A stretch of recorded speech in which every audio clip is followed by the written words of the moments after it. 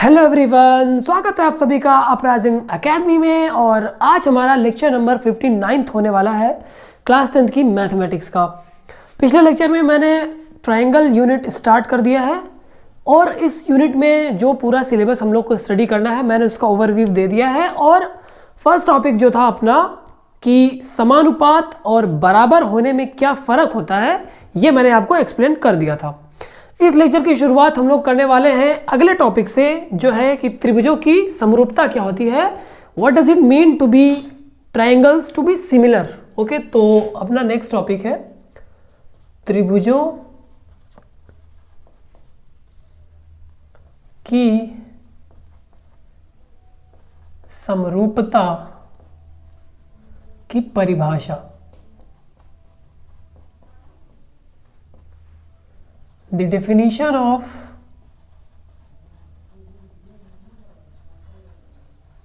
similarity of triangles. Similarity of triangles. इसके बारे में मैंने आपको कई सारी चीज़ें पहले ही बता दी हैं। आई थिंक आप लोगों को याद होगा। ओके, अब हम लोग बात करने वाले हैं बेसिक से एकदम। Definition of similarity of triangles. दो ट्रायंगल सिमिलर कब होते हैं? जब उनका आकार सेम होता है ना, जब उनका शेप जो होता है वो सेम हो। यदि दो त्रिभुजों का आकार समान हो तो वे समरूप त्रिभुज कहलाते हैं। ओके, समरूप कहलाते हैं, समरूप त्रिभुज कहलाते हैं। त्रिभुज लिखना ज़्यादा सही रहेगा।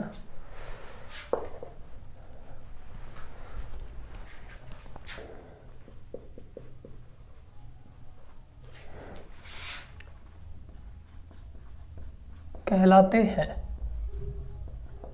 अब इस चीज को प्रूव करने के लिए कि उसका आकार सेम है या नहीं, हमें दो पॉइंट्स देखने होंगे। पहला क्या, उस त्रिभुज की, उन दोनों त्रिभुजों की जो संगत भुजाएं हैं उनका अनुपात बराबर हो, है ना, अनुपात इक्वल हो। दूसरा, उन दोनों त्रिभुजों के जो संगत कोण हैं वो कोण बराबर होने चाहिए, अनुपात बराबर होने चाहिए। मतलब दोनों त्रिभुज की संगत भुजाएं समानुपाती होनी चाहिए और दोनों त्रिभुजों के संगत कोण बराबर होने चाहिए। तो मैथमेटिकली जब हम इसको लिखेंगे, अर्थात दो त्रिभुज समरूप हैं यदि पहला नंबर क्या है? पहला नंबर संगत भुजाओं का अनुपात समान हो। इसको हम लोग और एक लैंग्वेज में लिख सकते हैं, संगत भुजाएं समानुपातिक हो, है ना। अनुपात समान होने का मतलब होता है समानुपातिक।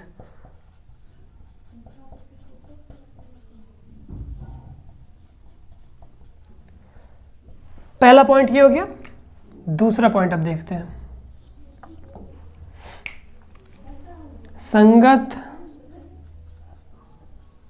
कोण जो है अपने, वो क्या होने चाहिए? बराबर होने चाहिए ना। ये दोनों चीजें देखनी है एक त्रिभुज में। संगत भुजाओं का अनुपात देखना है, संगत कोणों की इक्वालिटी देखनी है।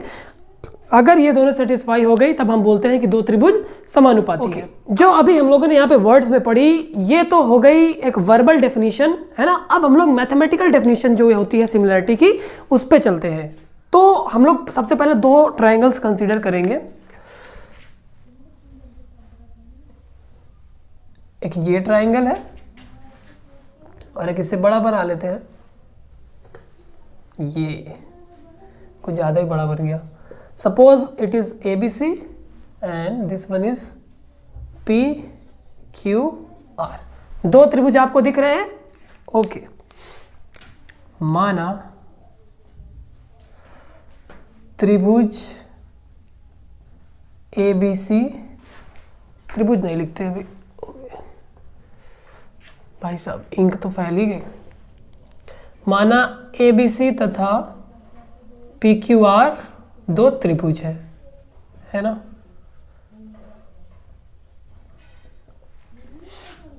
तब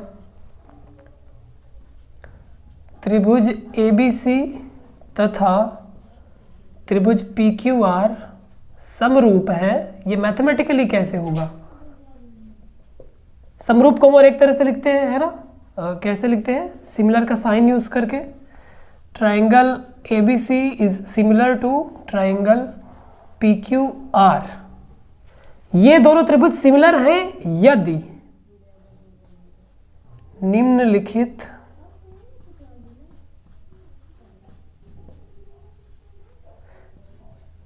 कुछ प्रॉपर्टीज में लिखवाने वाला हूं, गुणों में से किसी एक का अस्तित्व हो।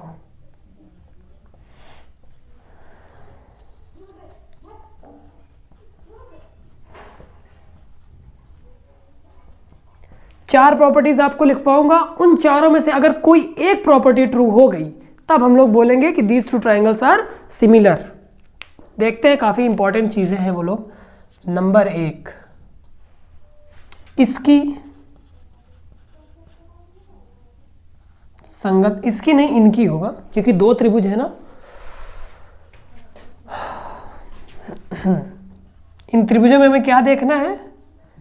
इनकी, ये तो वही वाली है जब भी जो लिखी थी, जो मैं दो कंडीशंस वही वाली है, उसको मैथमेटिकली हम देख रहे हैं।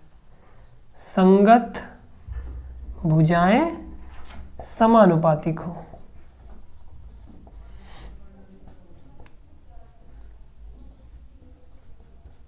संगत भुजाओं के समानुपातिक होने का जो मैथमेटिकल एक्सप्रेशन है ना, वो कैसे लिखेंगे हम लोग? पहली भुजा इसमें की ये है AB, दूसरी भुजा इस वाले की संगत भुजा, मतलब AB के संगत भुजा इस वाले त्रिभुज में क्या है? PQ। ये जो अनुपात बराबर होने चाहिए किसके? BC अनुपात QR के, BC डिवाइडेड बाई QR। और ये और बराबर होने चाहिए किसके? AC डिवाइडेड बाई PR के, है ना। ये तीनों संगत भुजाएं हैं। ये मैथमेटिकल कंडीशन बन गई किन्हीं दो त्रिभुजों की भुजाओं के समानुपातिक होने का। इस प्रॉपर्टी को हम लोग बोलते हैं साइड साइड साइड सिमिलैरिटी या समरूपता। इसको और डिटेल में हम लोग पढ़ेंगे, आगे प्रूफ करेंगे। चलो नेक्स्ट कंडीशन क्या है? इनके संगत कोण बराबर हो। पहली कंडीशन संगत भुजाएं समानुपातिक, दूसरी कंडीशन संगत कोण बराबर। अब संगत कोणों के बराबर होने का क्या हमें उद्देश्य है? संगत कोण A का P है, B का Q है और C का R है ना। तो A बराबर होना चाहिए P के, B बराबर होना चाहिए Q के और C बराबर होना चाहिए R के। तो angle A is equal to angle P, angle B is equal to angle Q and angle C is equal to angle R। इस प्रॉपर्टी को हम लोग बोलते हैं एंगल एंगल एंगल प्रॉपर्टी या समरूपता। दो हो गई ना भाई साहब, पहली कंडीशन ये, दूसरी कंडीशन ये दोनों तो अभी जो आप लोगों ने पॉइंट्स के तौर पे लिखी थी पहले वाली डेफिनेशन, उनसे एकदम टैली कर रहा है। अब यहाँ पे मैं दो कंडीशंस लिखवाने वाला हूं जो इन दोनों से अलग है। तो थर्ड कंडीशन, यदि क्या लिख दिया, यदि दो संगत कोण बराबर हो। भैया तीन कोण की बात छोड़ दो, अगर दो कोण ही तुम बराबर ढूंढ ले गए ना, तब भी तुम्हारे त्रिभुज दोनों क्या हो जाएंगे? समरूप हो जाएंगे। दो कोण बराबर होने का मतलब कोई भी दो कोण ले लो। पहले हम AP और BQ को लिख लेते हैं। Angle A is equal to angle P and angle B is equal to angle Q, है ना, angle B is equal to angle Q, first condition. Second condition में हम ए और पी को छोड़ दिए, अब इस बार ये दोनों कोण लेने हैं, नीचे नीचे वाले। So second condition will be angle B is equal to angle Q and angle C is equal to angle R. दो एंगल्स का पेयर लेना है, ध्यान रखना। तीसरी कंडीशन, अब हमें बी को छोड़ देना है, ए और सी को ले लेना है, पी और आर को लेना है, क्यू को छोड़ देना है। So angle A will be equal to, equal का sign, angle P and angle C is equal to angle R. देखो यहां पे हमें तीन कंडीशन मिल गई। मान लो ये कंडीशन नंबर ए है, ये बी है और ये सी है। यहाँ पे हम सिर्फ दो कोणों के बारे में बात कर रहे हैं। अगर दोनों त्रिभुजों के सिर्फ दो संगत कोण इक्वल हो गए तो दोनों त्रिभुज समरूप हो जाएंगे। इस प्रॉपर्टी को हम लोग बोलते हैं एंगल एंगल प्रॉपर्टी, ए समरूपता। अब लास्ट अपना है साइड एंगल साइड। फोर्थ क्या है? Side angle side. इसमें यह रहता है दो भुजाएं समानुपातिक हो और उन दोनों भुजाओं का जो कोण है वो बराबर हो। दो भुजाएं, संगत भुजाएं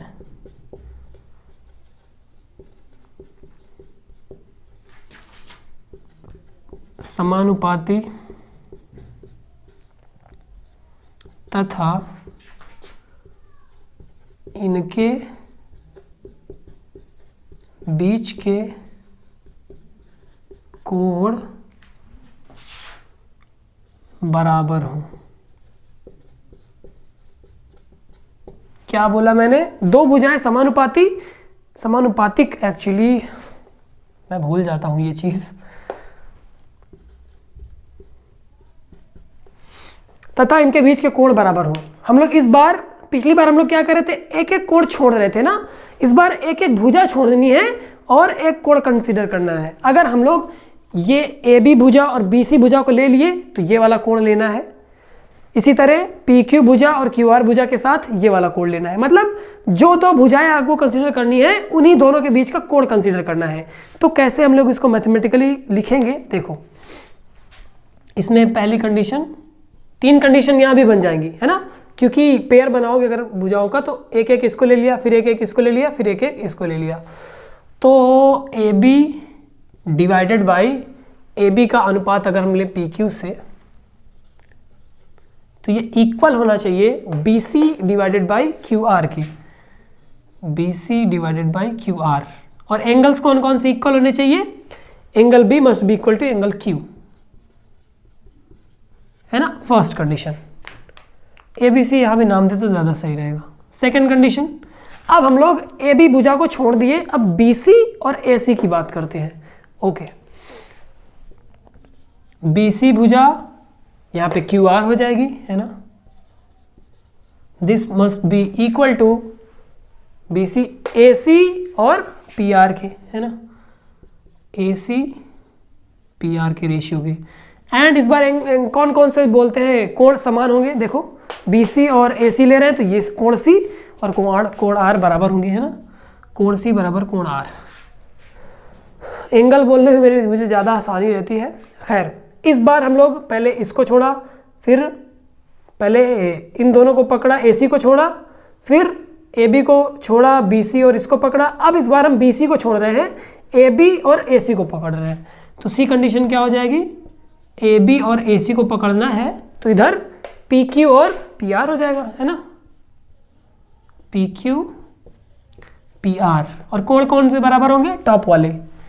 angle A must be equal to angle P. ये तीन कंडीशन है when we are talking about the SAS समरूपता। SAS, side angle side similarity समरूपता। तो भैया ये जो प्रॉपर्टीज मैंने आपको चार लिखा दी आपके सामने, ये दोनों तो आपको इजी लग रही हैं, इनमें आपको टफ लग रहा होगा, but actually these are not tough, बहुत ही इजी चीज है। आपको यहाँ तीन रेशियो निकालने पड़ रहे थे, आप इनमें से कोई एक निकाल लो, चाहे इसको निकाल लो इसमें अगर देखें तो मैं ये ब्रैकेट बना दूं, अजीब लग रहा है। अब मैं ये नहीं कह रहा हूं कि आपको ये तीनों कंडीशन सेटिस्फाई करनी है। अगर आप एक कंडीशन देख लिए तो बाकी की दोनों अपने आप आ जाएंगी। यही तो खासियत है ना इस प्रॉपर्टी की।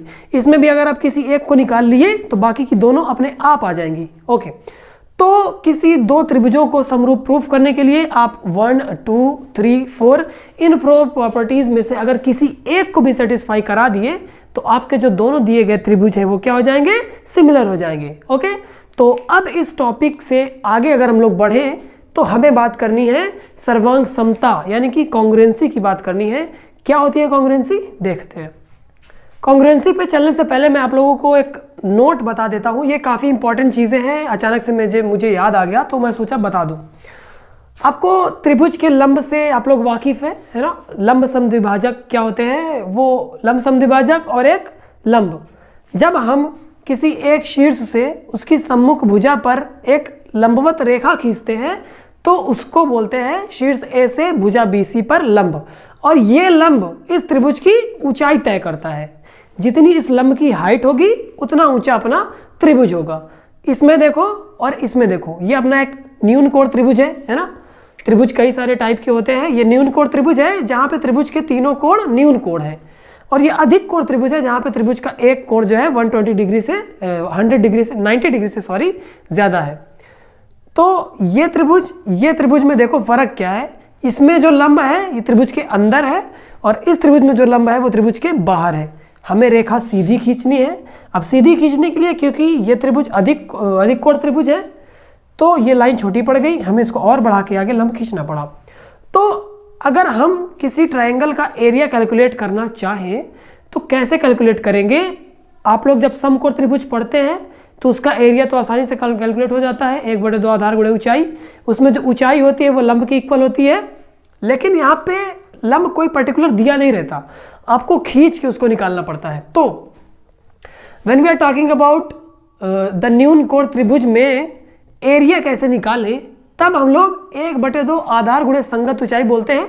संगत ऊंचाई मतलब इस त्रिभुज की ऊंचाई 1/2 आधार BC है और ऊंचाई क्या हो जाएगी AD।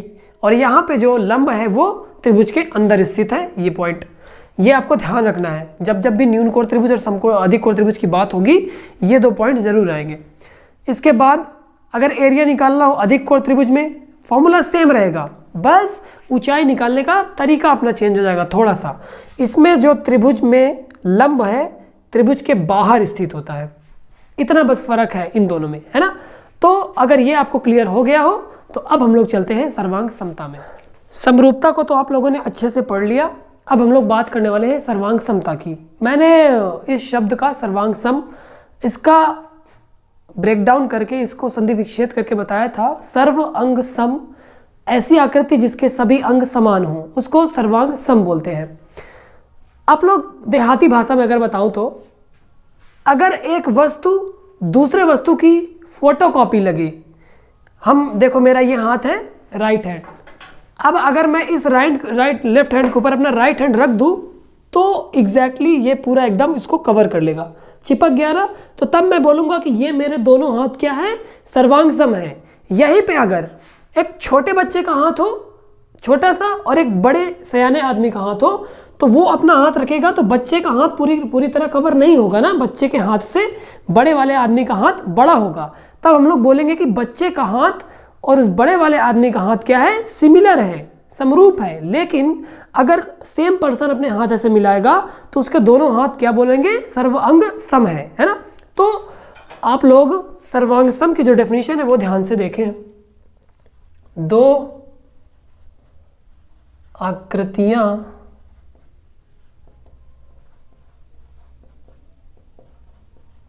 सर्वांग सम कहलाती हैं यदि वे आकार और आमाप दोनों में समान हो। जबकि समरूपता में हमें सिर्फ आकार से मतलब था, आमाप से कोई मतलब नहीं था, है ना। लेकिन सर्वांग समता में यदि दो वस्तुएं सर्वांग सम हैं तो उनका आकार और आमाप दोनों समान होगा। अदर वर्ड्स में हम इनको बोले तो दो वस्तुएं या आकृतियां सर्वांग सम हैं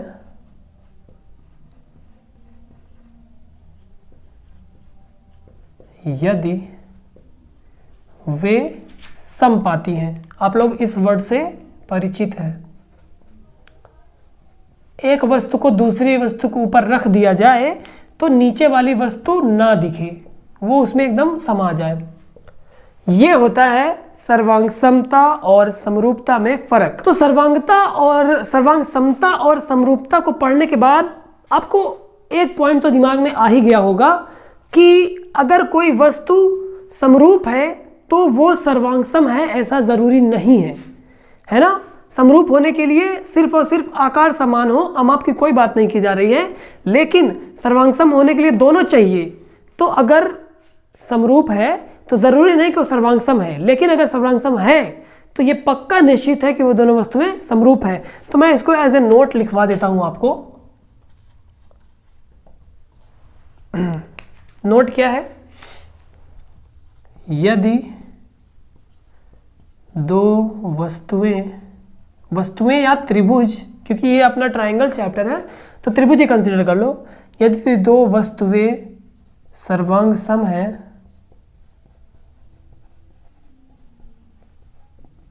तो वे निश्चित रूप से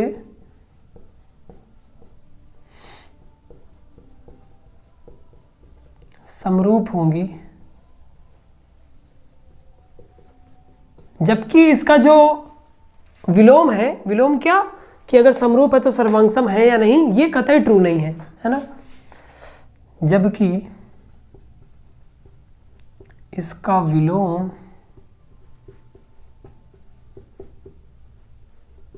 सत्य हो जरूरी नहीं है। सत्य हो भी सकता है, नहीं भी हो सकता है। मैंने थोड़ी देर पहले बोल दिया कि कतई नहीं है, तो वो उसके लिए माफ करना। सर्वांग सम है तो समरूप पक्का होगा, और अगर समरूप है तो सर्वांग सम हो या ना हो इसकी कोई गारंटी नहीं है। नोट नंबर फर्स्ट ये हो गया। एक और नोट आपको लिखवाना है कि अगर एक आकृति दूसरी आकृति के समरूप है और वो दूसरी आकृति तीसरी आकृति के समरूप है, तो जो पहली और तीसरी आकृति हैं वो दोनों समरूप हो जाएंगी। इसको बोलते हैं रूल ऑफ ट्रांजिटिविटी, है ना। ये ट्रांजिटिविटी कैसे वर्क करती है देखते हैं। यदि दो आकृतियां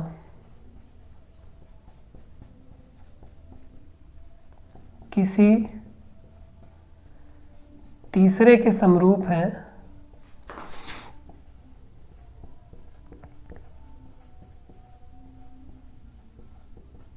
तो वे दोनों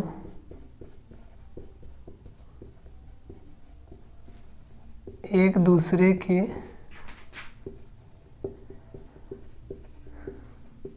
समरूप होंगी। थ्योरी चल रहा है, आई थिंक आपको बोरिंग लग रहा होगा क्योंकि क्वेश्चंस नहीं आ रहे। थ्योरी एक बार हो जाए तो हम लोग फटाक क्वेश्चंस करते हैं। यदि दो आकृतियां किसी तीसरे आकृति के समरूप हैं तो वो दोनों एक दूसरे के समरूप होंगी। इसका एक बेस्ट जो विजुअलाइजेशन है आपको मैं दिखा दूं, ABC। अगर A सिमिलर है B के और C सिमिलर है B के, तो हम लोग कह रहे हैं कि A और C ये दोनों सिमिलर होंगी। ये ऐसा एक आपको स्केच दिख गया हो तो आप लोग समझ जाइए। A अगर B के सिमिलर है, C अगर B के सिमिलर है, तो A और C दोनों आपस में सिमिलर होंगे। दो चीज़ें सिमिलर है तो तीसरी अपने आप सिमिलरिटी को कंसीडर कर लेती है ना। अब अगर आपको ये आ गया है तो इसके बाद अब हमें पढ़ना है थेल्स की प्रमेय। बहुत ही इंपॉर्टेंट चीज़ है ये। थेल्स एक साइंटिस्ट बोलो मैथमेटिशियन है जिन्होंने अपनी एक प्रमेय दी। वो प्रमेय आधारित है समरूपता पे ही। उस प्रमेय का जो स्टेटमेंट है मैं रफली बता देता हूँ। अगर हमने एक ट्रायंगल बनाया है, मान लो मेरे पास किसी भी शेप का एक ट्रायंगल है, ये मैंने समकोण बना दिया, किसी भी शेप का ट्रायंगल हो सकता है। एक हमने ट्रायंगल बनाया है, इसका नाम है ABC, और अगर हम इस त्रिभुज की जो रेखा BC है इसके समांतर किसी भी रेखा से इन दोनों भुजाओं को काटते हैं, इस BC के समांतर है ये, इस BC रेखा के समांतर किसी भी रेखा से इन दोनों भुजाओं को काटते हैं, तो ये जो अनुपात आ रहे हैं इस AC रेखा के 2 भाग हो गए, AB रेखा के 2 भाग हो गए, तो मान लो ये है X, ये है Y, ये है A, ये है B। X बटे Y का जो अनुपात होगा वही अनुपात A बटे B का होगा। मतलब कि आधार के समांतर रेखा त्रिभुज की 2 अन्य भुजाओं को समान अनुपातों में काटती है। ये है अपने थेल्स भाई साहब की प्रमेय। तो इसको डिस्कस करते हैं हम लोग डिटेल में, और उसके बाद क्वेश्चंस पे चलेंगे सीधे। एनसीईआरटी क्वेश्चंस और मधुर गुप्ता के क्वेश्चंस, ढेर सारे क्वेश्चंस हमको लगाने हैं। तो चलते हैं अपना जो नेक्स्ट टॉपिक है थेल्स की प्रमेय। तो थेल्स भाई साहब ने अपने 2 प्रमेय दी थी किसी भी त्रिभुज के समरूपता से रिलेटेड। देखो जब हम इन त्रिभुजों को काट रहे हैं तो जो ये नया त्रिभुज बना पुराने वाले त्रिभुज के समरूप है ना। देखो मैं छोटा वाला त्रिभुज अगर कोने में बना दूं, ये छोटा वाला त्रिभुज है और इस बड़े वाले त्रिभुज को कंसीडर करो, तो ये दोनों त्रिभुज समरूप है ना।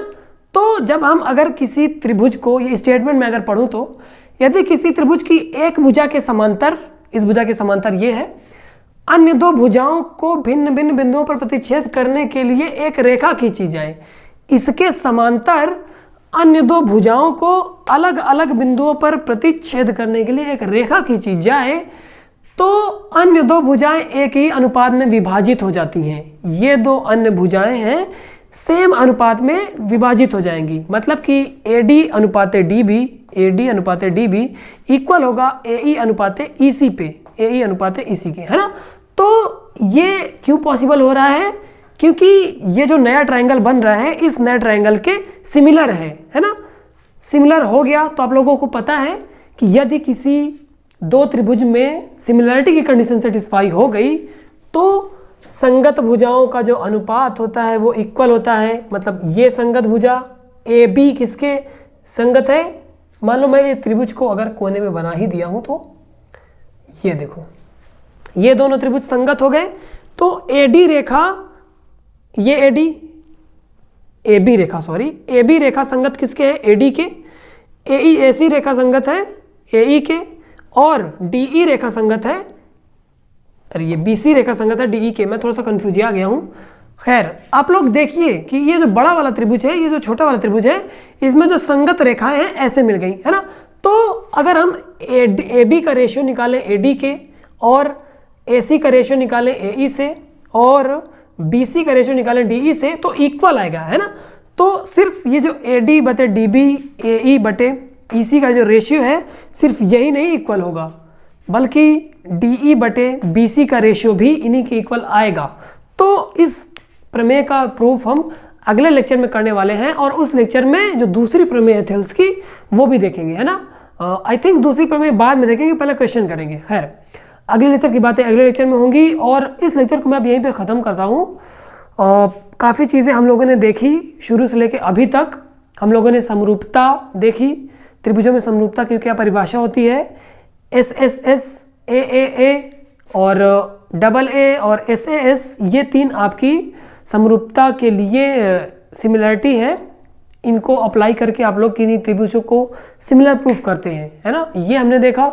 इसके बाद सर्वांग समता क्या होती है, सर्वांग समता और समरूपता में डिफरेंस क्या होता है, ये देखा। लास्ट में हम लोगों ने थेल्स की प्रमेय फर्स्ट का स्टेटमेंट देखा। ओके, तो अब इस लेक्चर को यहीं पे ख़त्म करते हैं। मिलता हूँ मैं आप लोगों से नेक्स्ट लेक्चर में, और अगर आपको ये वीडियो पसंद आया हो तो इसको लाइक कर दीजिए, और चैनल पे नए हैं तो सब्सक्राइब कर दीजिए, और फिर नेक्स्ट वीडियो में मिलते हैं। Thank you.